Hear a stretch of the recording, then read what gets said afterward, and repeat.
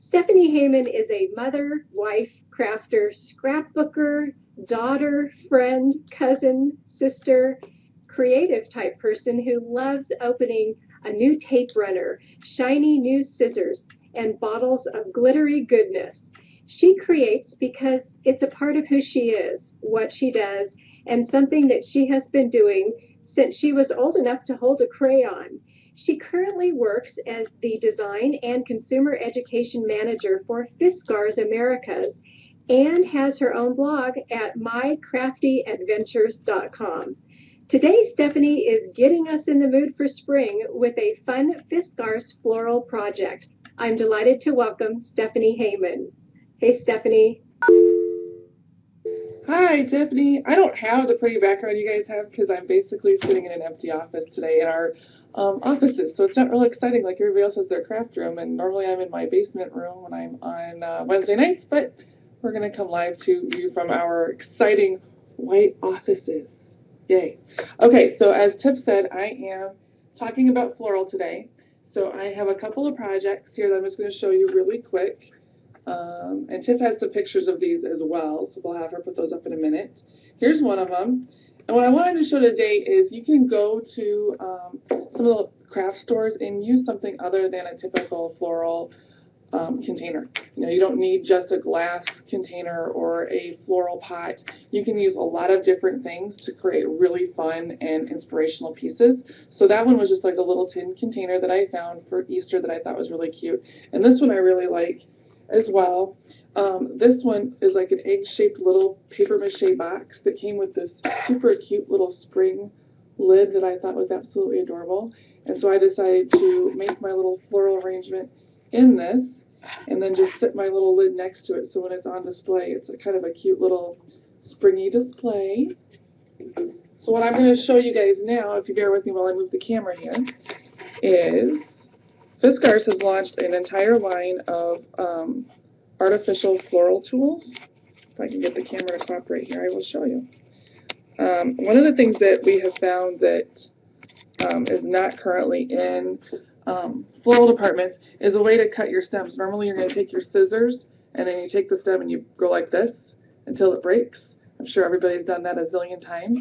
What we've come out with is a professional grade stem cutter.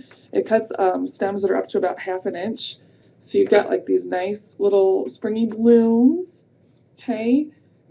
And they're pretty big. These are pretty big stems. And all you have to do is slide it right in here, okay?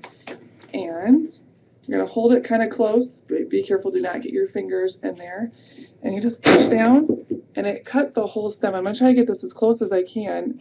And what you'll see is it just cuts right, you can't really see it, cuts right through. This one has a layer of heavy-duty cardboard fibers as well as a piece of metal rotting, and then your outside layer, and it cut all the way through the entire thing.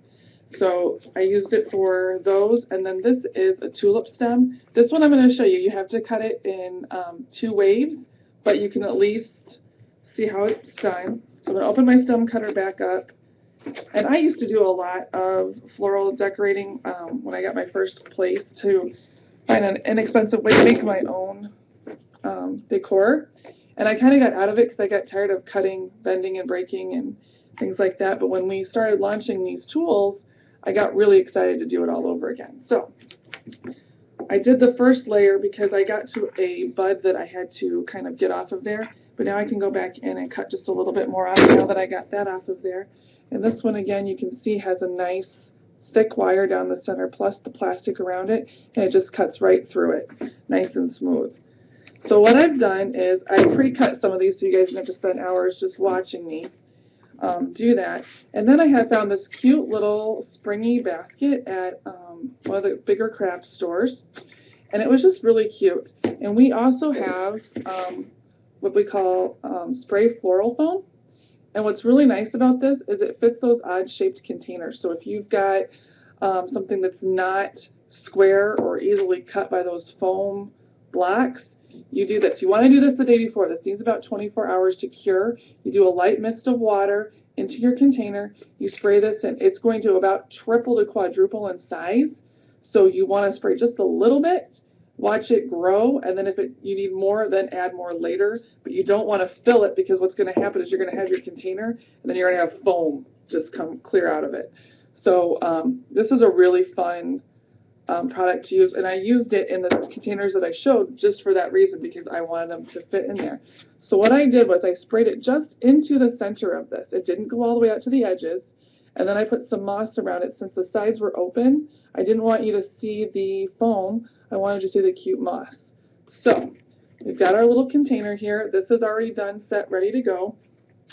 And what I'm going to do is just start adding in some of my little flowers here. I love the little daisies. They're just so cute. And the one thing I tell people is I am not a floral arranger. I don't pretend to be. I am a crafter, and I just kind of do what I like and what I think looks nice. And so I usually start with bigger blooms in the centers, and then I do smaller ones around the edges, and just kind of fill in as needed. I pulled out some really pretty little rosebuds and things like that I'm going to put in here. And you can kind of hear it cracking maybe. That's just the foam giving way. The one thing to know about this floral foam, if you use it, is that it's not going to come out of your container, so you do not want to put it into a container that you might want to use again, because it's going to be difficult to get it out. So now I've got a little tulip here that I'm going to put in. And all I do a lot of times is put them in, and if I don't like them, I pull them out and I start again. So I'm going to get this one down in there. Okay, so you can kind of see where I'm going. I've got bigger ones in the centers. I'm going to fill in around the edges with my shorter little blooms. Okay, and then once I'm done, I'll go back in and I'll add some more moss in to the edges to kind of come up to the top. But I want to get the blooms in first and then fill in around with the moss so that I know where my foam is at and I don't lose where my foam is. So what I will do is later today I will finish this one up, and then I will post it as well. These will probably not be up on the FIskars website. They'll probably be up on my blog, because it's a little bit easier for me to load photos to that than it is to the website, just to add photos. So what we'll do is, oh, Tiff put it up. She's so good. Just put that up when I can get to it this afternoon. And then if Tiff, do you want to show those other photos that I sent you of the projects that were done that I tried to hold up? So that's one of the spring florals that I did. That is in the tin. And again, I sprayed it probably about halfway up into there and then let the foam rise up to the top.